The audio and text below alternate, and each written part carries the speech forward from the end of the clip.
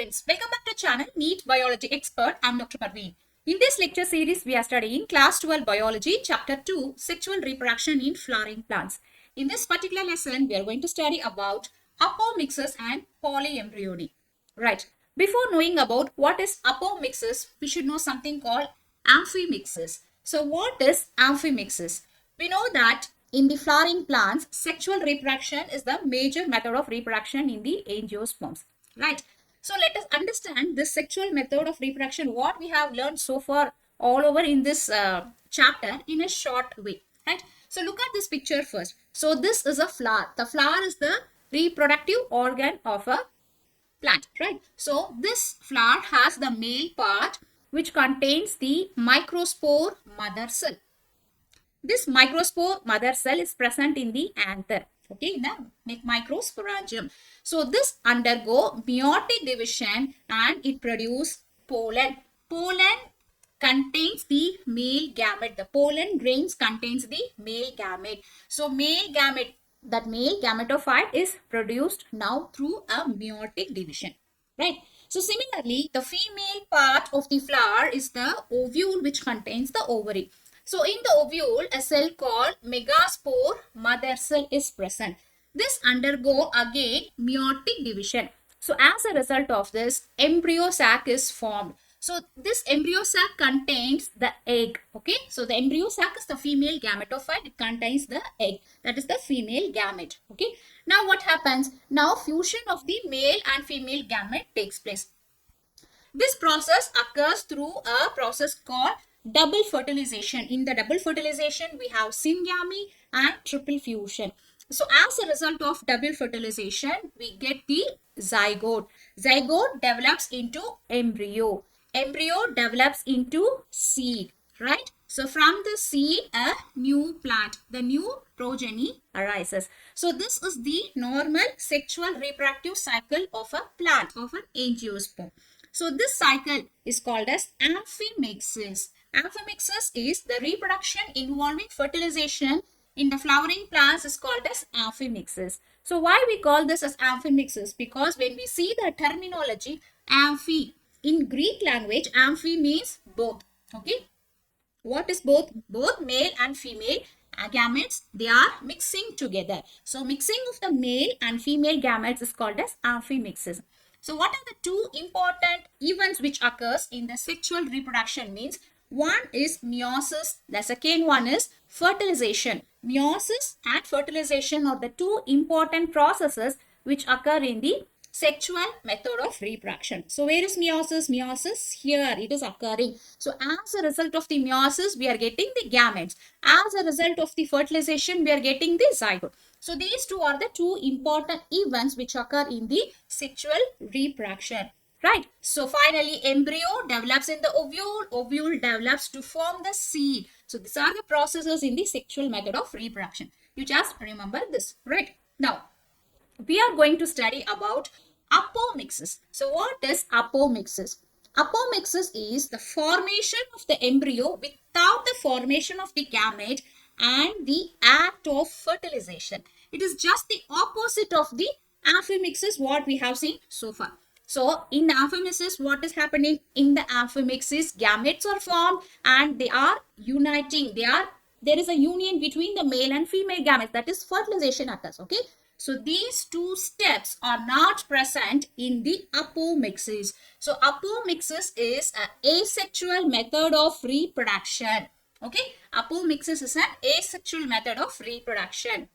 So what happens in the apomixis? So here the seed is developed without fertilization. So where is the seed coming from? The seed is coming from the embryo, right? So here embryo is forming without fertilization, or we could say exactly the seed is formed without fertilization. So that process is called as apomixis.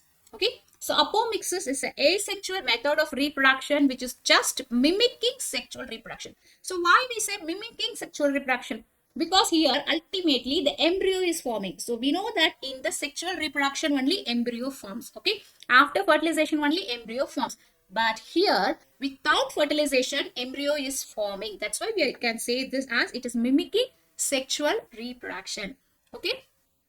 Also, apomixis is a substitution of amphimixis. So what is substitution? When a plant could not able to do the normal sexual reproduction, that is amphimixis, during such time it won't stop its reproduction. It will take up this apomixis. Okay, so apomixis is a substitution of the amphimixis. And what are the two important events which not occur in the apomixis? There is no meiosis, there is no syngamy or fertilization. So meiosis is not occurring, and the fusion of the gametes, male and female gametes, that is syngamy or fertilization, these two important steps which occur in the sexual reproduction not occur in the apomixis. Okay, so this apomixis is very common method of asexual reproduction in higher plants. For example, more than 35 families of the plant species, they exhibit this apomictic method of asexual reproduction. So in Asteraceae, in many varieties of the grasses, in Rosaceae and Rutaceae, these families, they reproduce through apomixis. Right? Okay. So here we must understand something called, or you have a doubt like, ma'am, whether this apomixis and parthenocarpy are same. No, there is a small difference in between them. Okay, so what is apomixis? The formation of the seed without fertilization is called apomixis. So here the seed is forming without fertilization, that we called as apomixis. Whereas if the fruit is formed without fertilization, that is called parthenocarpy. Parthenocarpy. So both are without fertilization. Look here. Both are occurring without fertilization, but there is a small difference. In apomixis, the seed is developing without fertilization, whereas in parthenocarpy, the fruit is developing without fertilization. So there is a small difference between these two. They are not same. Okay. So to understand better about this asexual method of reproduction, that is apomixis, let us understand the difference between the sexual method of reproduction and asexual method of reproduction, again using the same picture. Okay, so when we see the both meiosis and fertilization processes does not occur in apomixis, but seed is formed. This is what we said right in the definition. So meiosis and fertilization, these are the two steps which will not occur in the apomixis, that is asexual method of reproduction.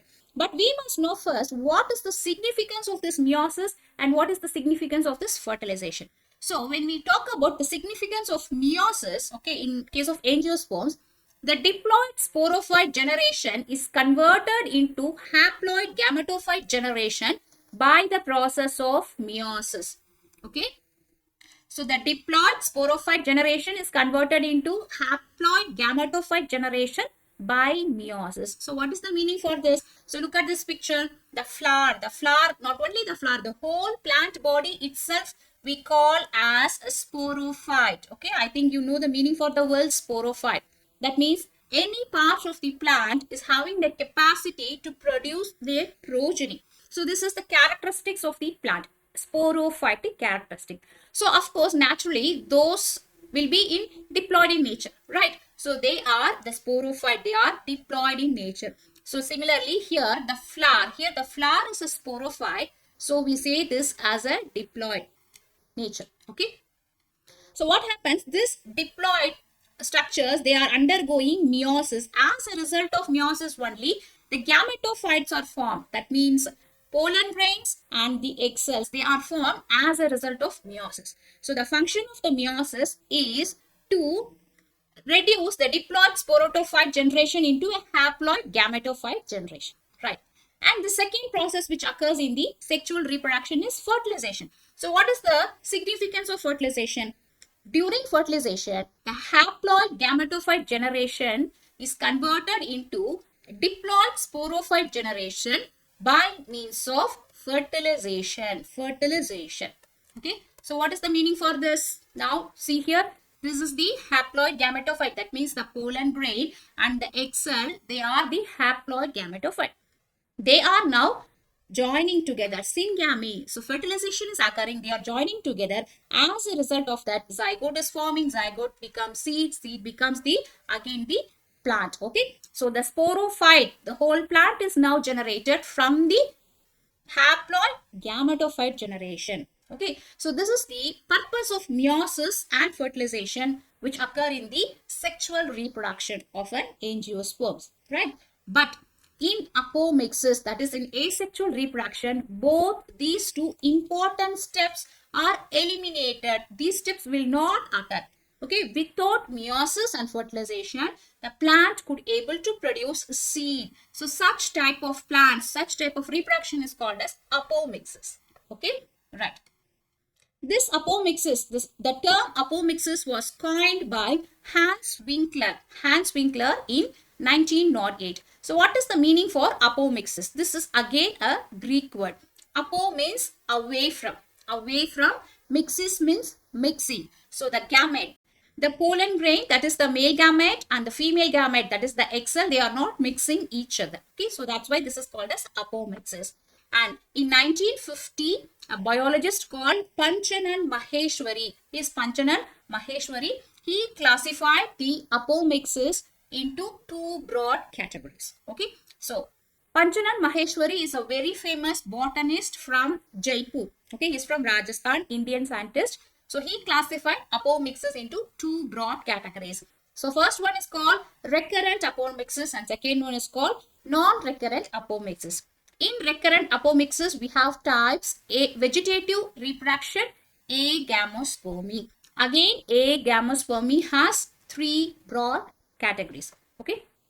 So this is the classification given by Panchanan Maheshwari. So when we classify apomixis, we can write like this. Apomixis is classified into recurrent apomixis and non-recurrent apomixis. Okay. So here, this non-recurrent apomixis does not have any type. So this is just only one. Whereas recurrent apomixis is again classified into vegetative reproduction and Agamospermy. And Agamospermy has three types: Adventive Embryony, Diplospori and Apospori. So let us study what are all these types one by one. So first, let us see the differences between a recurrent apomixis and non-recurrent apomixis. Okay. So before seeing this, let us just look at this picture. Okay. So what is this picture talking about? This is how an ovule and an embryo sac develops. Okay. So how the embryo sac develops from an ovule. So when you see a structure of the ovule, it has many cells, and those cells are called as nucellus cells or nucellus tissues. So one cell of the nucellus cell, it becomes larger in size. Such cell is called archisporial cell. The archisporial cell now acts as the megaspore mother cell. Okay. This megaspore mother cell, it undergo meiotic division, and it forms 4 functional megaspores. Out of this 4 functional megaspores, 3 cells get degenerated and only 1 cell survive. That cell acts as the functional megaspore. Okay.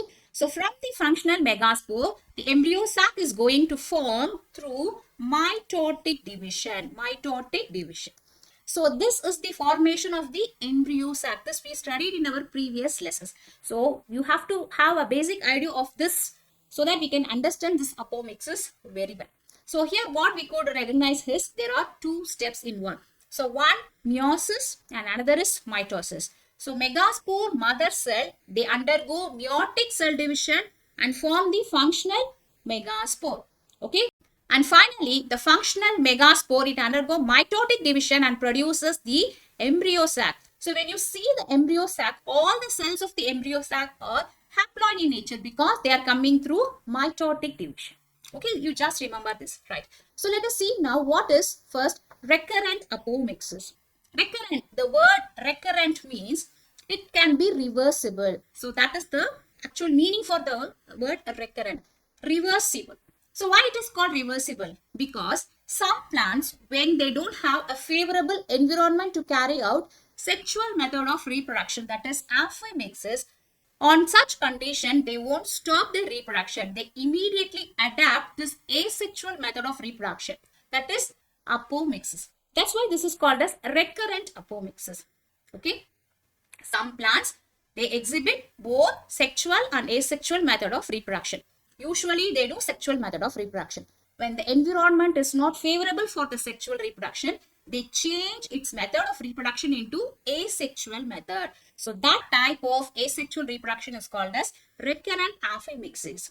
That means again when the environment is suitable for the sexual method, they again go back to its sexual method of reproduction. So for example, if you say the plant has pollinators, right? Some species of the plants, they have specific birds as pollinator, specific insects as the pollinators. So when the insect or the bird breeding is not present during a particular month of a year, okay, so on those period, it won't stop its reproduction. So when the pollinators are not available, the plant won't stop its reproduction. They adapt this apomixis type of reproduction, okay. That's why this is called as recurrent apomixis. So the recurrent apomixis is reversible and it occurs during the unfavorable condition. Okay, so what happens in the recurrent apomixis? The embryo sac, that is the female gametophyte, is developed from the megaspore mother cell. So see here, this is the megaspore mother cell, right? So the embryo sac, this is going to form from this megaspore mother cell. Okay, but the egg cell and the embryo are diploid in nature. The finally produced egg cell and the embryo are diploid. But when we talk about sexual reproduction, usually it is haploid. But in apomixis, this is diploid. Why it is diploid? Because this meiotic division is occurring, but this meiosis is incomplete. This meiosis is incomplete.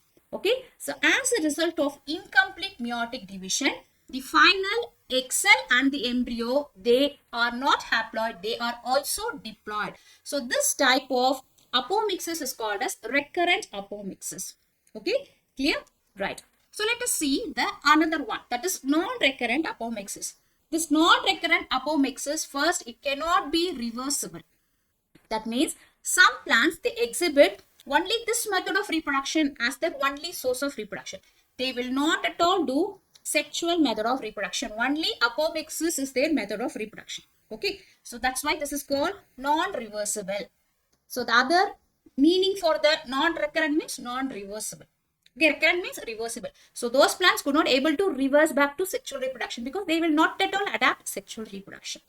So example for this is Nicotiana. Nicotiana is the plant which reproduce through this non-recurrent apomixis. Okay. The plants produced by this method are generally sterile. So they are sterile. Either the male part or the female part will be sterile. So they won't stop reproduction. They adopt this asexual method of reproduction. So what occurs in this non-recurrent apomixis? Here, the embryo is directly developed from an egg cell without fertilization. So this is important. So what happened in this non-recurrent apomixis? Here, the haploid embryo sac is developed after meiosis, but it develops into embryo without fertilization. That means, see, the megaspore mother cell here undergo meiosis and it produces the embryo sac. Okay, this embryo sac is now haploid. It is haploid, but fertilization not occurs.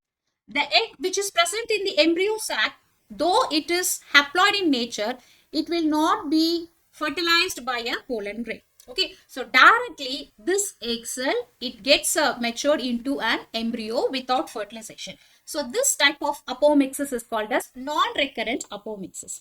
Okay, so when you see the difference between recurrent apomixis and non-recurrent apomixis, in recurrent apomixis, meiosis occurs, but it is incomplete.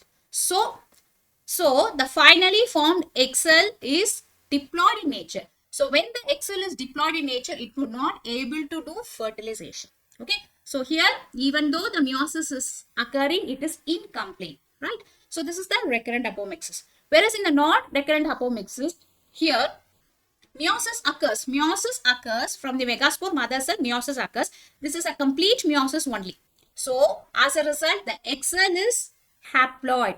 Though the egg cell is haploid, it could not able to do fertilization. That means the pollen grains may not be available, or due to any other reason, it will not get fertilized. Okay. So as a result, it adopts the asexual method of reproduction. Clear? So the difference is, here the cells are diploid and incomplete meiosis occurs. Here the cells are haploid and complete meiosis occurs, but no fertilization occurs. Clear? So this is the difference between recurrent apomixis and non-recurrent apomixis. Now let us see the next category. That means so far we have seen recurrent and non-recurrent apomixis, right? Non-recurrent apomixis has no subclasses, whereas recurrent apomixis has two broad categories. One is vegetative reproduction and second one is agamospermy. So let us first see what is vegetative apomixis. So here, the plants propagate by any other parts than the seeds is called as vegetative apomixis. So we know that what is the ultimate end product of sexual reproduction?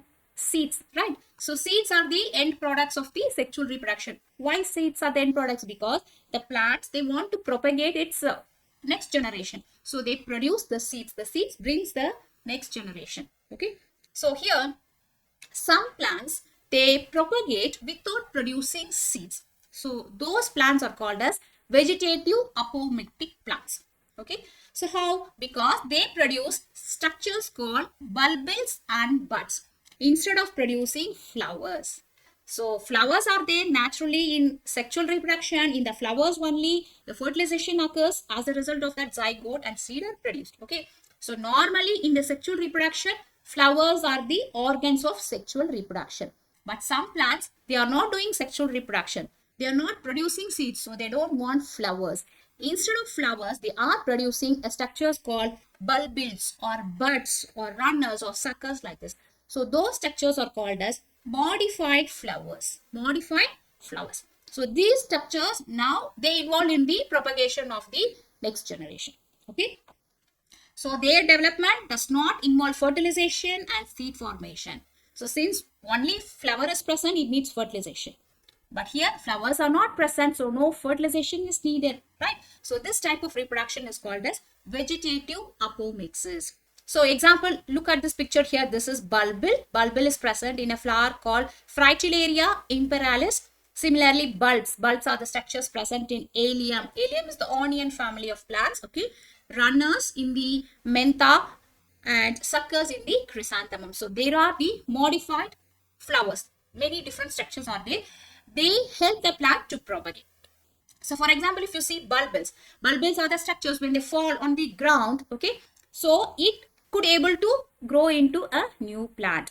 Okay, so here no need for flowers at all. So this type of reproduction is called vegetative apomixis. But you should remember that this will occur in certain families of the plants only during the unfavorable condition. So when the sexual reproduction is not occurring, when the conditions are not favorable, then the plants adapt this asexual method of reproduction, that is vegetative apomixis. So for example, if you see this picture, this is chrysanthemum. In the chrysanthemum, these structures are the suckers. Okay, so when they fall, so what happens from here? The roots and the shoots germinate. Okay, and similarly, this structure here in the mint. Okay, these are the suckers or runners. And similarly, if you take onion, okay, this onion, this region itself is the bulb. When the onion grows, here you could see the structure. This is the bulbils in the onion. So when this bulbil falls on the ground, from this region, the new onion plant comes up. Similarly, for the garlic, okay. So like this, these are the structures. They are the modified flowers which helps in the vegetative apomixis. So let us see the second type, that is Agamospermy. So what is the definition for the term Agamospermy? The process by which the embryos are formed by eliminating meiosis and syngamy is called Agamospermy. This is the same like definition as the apomixis, because Agamospermy and apomixis are same. This is the subtypes, right? So here the embryos are forming without meiosis and without fertilization. Okay, so this process is called agamospermy. Gametes are absent. That is why this is called agamo. A means absent, absent of gametes. Okay, so here the plant is producing seeds. The plant is producing seeds, but they are not producing gametes. Okay, gametes are not formed. Fertilization not occurs. Still the plant is producing seed. So this is called agamospermy. So the seeds produced by this apomixis is called as apomictic seeds or asexual seeds. Okay, seeds which are produced as a result of apomixis are called as apomixic seeds or asexual seeds. So how we get apomixic seed? This could be done by three methods. So one is called Adventive Embryony, Diplospory and Apospori. So by these three types, apomictic seed formation occurs. Okay. So let us study one by one. Listen carefully. So the first one is Adventive Embryony. What is the meaning for the word adventive? Adventive means other than that. Okay. So for example, if you see in a plant root, okay, so from where the root tips comes from, a region called radicle, right? So when the root emerges from the radicle, this is called normal root. But when the root comes from any other part other than the radicle, okay, so such roots are called as adventitious roots, right?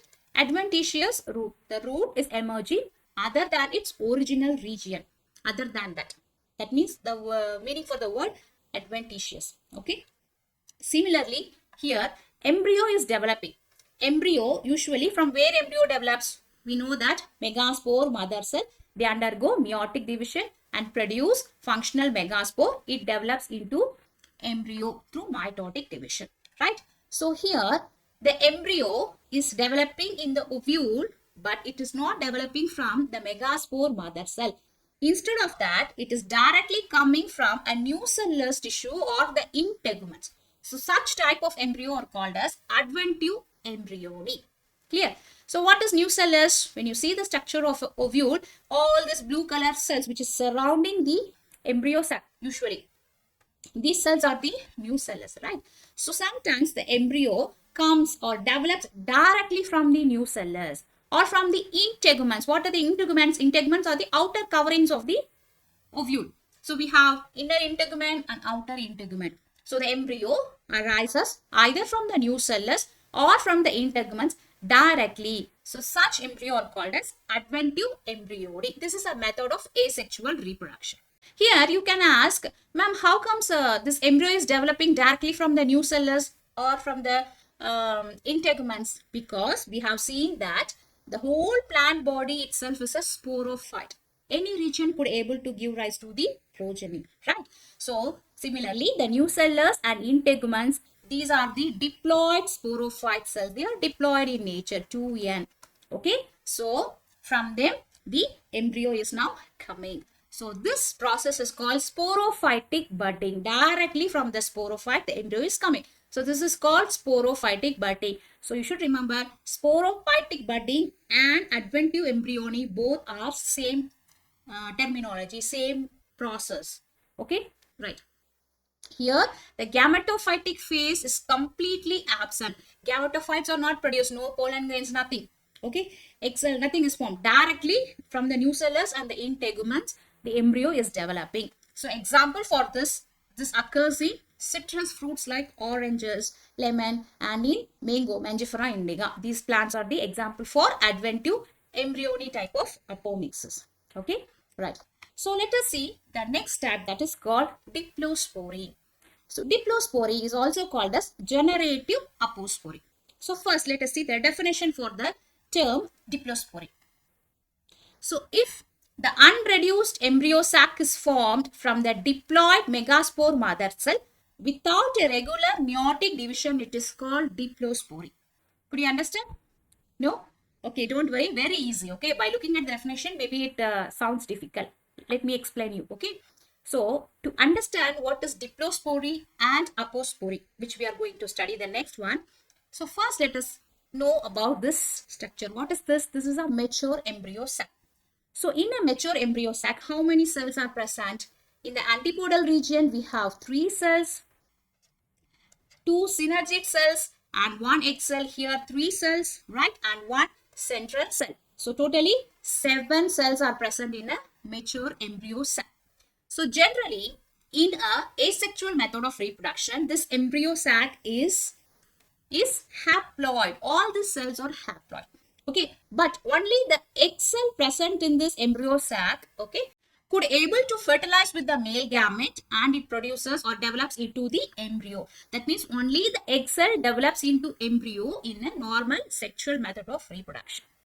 Just you remember all these things, okay? And similarly, we must again revise something what we have seen in the previous slide. That is how the embryo sac is developed. That means from the megaspore mother cell, okay, the megaspore mother cell undergoes meiotic division, right, and forms the 4 megaspores, right? 4 megaspores. This we've seen, right? Let me just revise for a better understanding. So out of this 4 megaspores, 3 get degenerated and only 1 act as a functional megaspore. Functional megaspore, right? And this functional megaspore undergo 3 mitotic division and it becomes the embryo sac. Okay, right? Embryo sac. So this embryo sac will be like this and all the cells are here haploid in nature, whereas here and here they are diploid in nature because meiosis occurs here, whereas here mitosis occurs here. So finally the embryo sac is haploid in nature. This is normal sexual reproductive process. Now in diplospori what happens? The diploid megaspore mother cell, they directly develops into diploid embryo sac without meiotic division. Clear? See, the diploid megaspore mother cell is diploid, right? So the diploid megaspore mother cell directly develops into embryo sac without meiotic division. Meiotic division is not occurring. So what happens? The final embryo sac which is produced here is not haploid, it is diploid. Okay, clear? Because it is directly coming from the megaspore mother cell, not from the other thing. Okay, so this is called exactly diplospori. So now you again see the definition. If the unreduced embryo sac, unreduced means diploid embryo sac. If the unreduced embryo sac is formed from the diploid mother cell, okay, without regular meiotic division, it is called diplospori. Clear? Again I repeat, if the diploid megaspore mother cell directly develops into diploid embryo sac without meiotic division, this is called diplospori. So why we are talking here? Because we are seeing how the embryo sac formation, how the embryo is forming, right? So here the embryo is forming directly from the diploid mother cell. So this is a type of apomixis which is called as diplospori. Now, suppose if this is that diploid embryo sac, okay, imagine this is the diploid embryo sac. That means all the cells here, the antipodal cell, the central cell, the egg cell, synergid cells, all the cells are now in diploid nature, not haploid, diploid in nature. Okay, now what happens if the embryo develops from the egg cell, diploid egg cell, without fertilization? It is called parthenogenesis.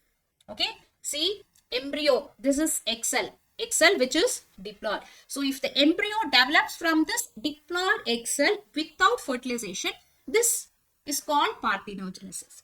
Whereas if the embryo develops from any other cell, that means antipodal or central cell or synergid cell other than the egg cell, okay, if the embryo develops from any other cell other than the egg cell, okay, without fertilization, this is called apogamy. Apogamy. Clear? Understand? So this is diplospori, and after diplospori we know what is parthenogenesis and what is apogamy. Clear? So why we call this as apomixis? Why we call this as asexual method of reproduction? Because if you see in this process, meiosis and fertilization, these two important events which occur in sexual method of reproduction is eliminated. After elimination also the embryo is produced. Okay, that's why this is categorized under apomixis, that is asexual method of reproduction. Okay, so example for the organisms which produce generative apospori are Euparotium, this is Euparotium, Taraxa and Airva. These are the plants which exhibit asexual method of reproduction through diplospori. Clear? Fine. So let us see the next one, that is Apospori. Apospori is also called as somatic apospori. So what is apospori? Here one small difference. In the previous diplospori we have seen the diploid embryo sac is generated from megaspore mother cell. Whereas here in the apospori, the diploid embryo sac is generated from nucellar cells. Where is nucellar cells? Nucellar cells are the cells which is surrounding the embryo sac in the ovule. Okay, right. So we know that any part of the plant could be able to produce the progeny. So here the nucellar cells are participating. So Look at the definition. If the nucellar cells become activated and develops into a diploid embryo sac, this is called apospori. Okay, clear? See here, the diploid nucellar cells, which is 2n in nature, they directly develops into diploid embryo sac without meiotic division. This process is called as apospori. Okay. So, for example, if this is the embryo sac which developed in the apospori, this is diploid. So, all the cells will be again diploid, right? All the egg cells, synergid cells, polar, central cell, all will be diploid. Now, what happens? If the embryo develops from a diploid egg cell without fertilization, this is called parthenogenesis. Same like previous, okay? So, if the embryo develops from a diploid egg cell without fertilization, this is called parthenogenesis.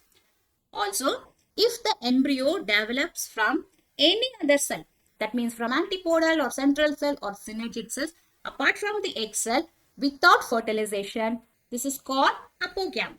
Okay, so diplospori and apospori almost same, but the first originating cell is different. If the originating cell is from the megaspore mother cell, it is called diplospori. If it is from the nucellus cells, it is called apospori. Clear? So, the example for the plants which do apomixis through this type of apospori is called Hieracia and Parthenium. These are the plants which do apospori. Clear? Right. So, let us see what is the significance of this apomixis. Okay. So, we are having now apomictic seeds. For example, this is a apomixtic seed. Okay. Apomictic seed. This seed contains 100% the characteristics, the genetic characteristics, same as their parent plant, generation after generation. There won't be any recombination. There won't be any variation, genetic variation in the apomictic seeds. Why? Because when you see a normal seed which is coming through sexual reproduction, that sexual reproduction occurs through pollination. So, when pollination occurs, when the male gamete is coming, it brings new characteristics. Okay. So, as a result of that, recombinant or variations will be there in the seeds. Whereas, in the apomictic seeds, there is no fertilization. There is no meiotic or syngamy occur. Okay. So, 100% the seeds are same as their parents, even generation after generation. So, they are helpful in the hybrid seed production. So, when we see a normal hybrid seed, what is the drawback in the normal hybrid seed means? Those hybrid seeds needs to be produced every year. That means, for example, if this is a hybrid seed, okay. So, when we sow the seed, it grows into a plant, okay. So, when this plant is producing seeds, this character of this seed will not be same as the parent plant. Because this is not a hybrid, this is the original seed. Only this is a hybrid seed. So, as a result of this, every year we have to produce the hybrid seeds newly. It increases the cost of production. Okay, so that is the drawback of hybrid seeds. Whereas if we use the apomixis seeds as the hybrid seeds, here they 100% retain the parental character. So, every year no need to produce this hybrid seed. Clear? So, the cost of productivity is less and also the crop productivity will be more. So, this is the advantages of the apomixis. So far we have seen apomixis. So, let us see the next part of this lecture, that is polyembryony. So, what is polyembryony? What is the definition for the term polyembryony? Development of more than one embryos inside a seed is called polyembryony. So, we know that in a seed, one embryo is there, right? So, if more than one embryo is there, that condition is called polyembryony. Poly means many. So, first, this was discovered by Anton von Leeuwenhoek in 1719. Anton von Leeuwenhoek is the father of microbiology or microscopy. He discovered microscopes. Okay. So, he found this polyembryonic characters in certain oranges. Okay. So, look at this picture. This is the picture showing polyembryony. For example, when the zygote is dividing, maybe more division will occur. So, each zygote may develop into an embryo. So, this is a polyembryony. Sometimes the endosperm tissue, see here, the endosperm tissue produces different types of many embryos. This is polyembryony. And sometimes the antipodal cells, they divide and they form embryos. This is polyembryony. So, polyembryony may be present in different regions in a embryo sac. Okay. So depending upon where it is originating from, we are dividing polyembryony into 4 categories.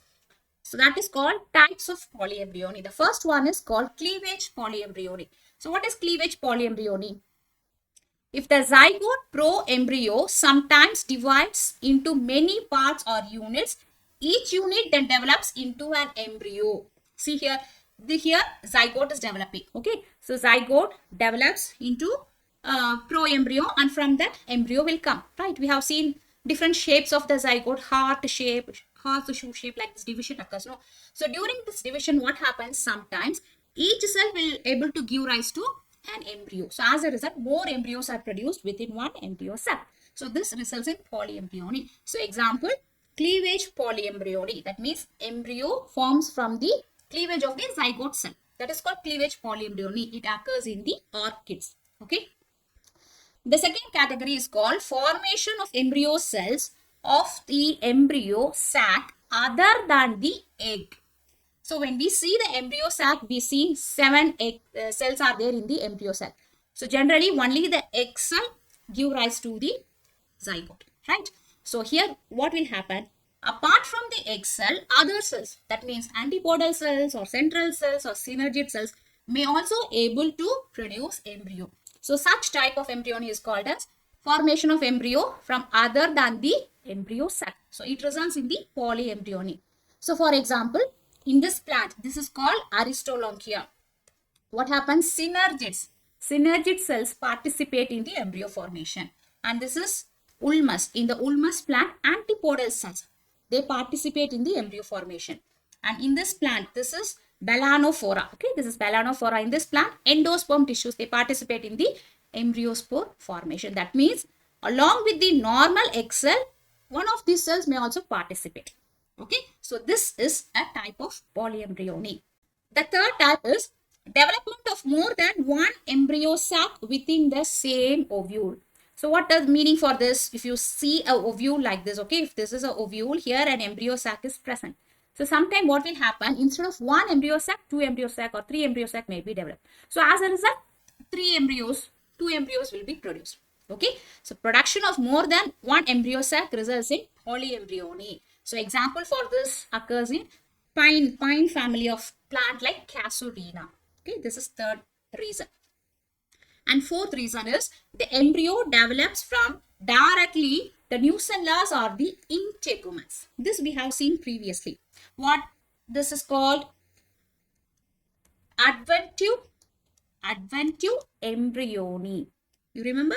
Adventive Embryony. So what is Adventive Embryony? So apart from the normal cell from where the embryo is producing, the embryo may develop from the nucellas or from the integuments. So the ovule is having the integuments, right? Inner integument, outer integument. So these cells may also produce embryo. So in such condition, polyembryony occurs. Okay. So either from the nucellas or from the integuments along with the normal routine embryo formation, this embryo formation occurs. So example, this occurs in citrus fruits and mango. So this is adventive embryony. Adventive embryony results in polyembryony. Clear? So this is the different type of polyembryony. So let us see what is the practical applications of polyembryony. The seedlings formed from the nucellar tissues of the citrus are found better clones for orchids. So while in the crop production of the citrus fruits in oranges and all, okay, so when the seedling is generated from the nucellar tissue, this gives more productive or high yield. So this is a major advantage. And the embryo which are derived from the polyembryony are generally virus free. Okay, they are not affected by the plant viruses. And this embryo also have the chances of survival of the new plant. And the nucellar adventive polyembryony is of great significance in horticulture. So as a result of all these advantages, they are useful in the horticulture. Okay. So this is all about apomixis and polyembryony. Our next lecture will be about parthenocarping. So if you like this lesson, like, comment, share and subscribe to our channel Neet Biology Expert. Thank you.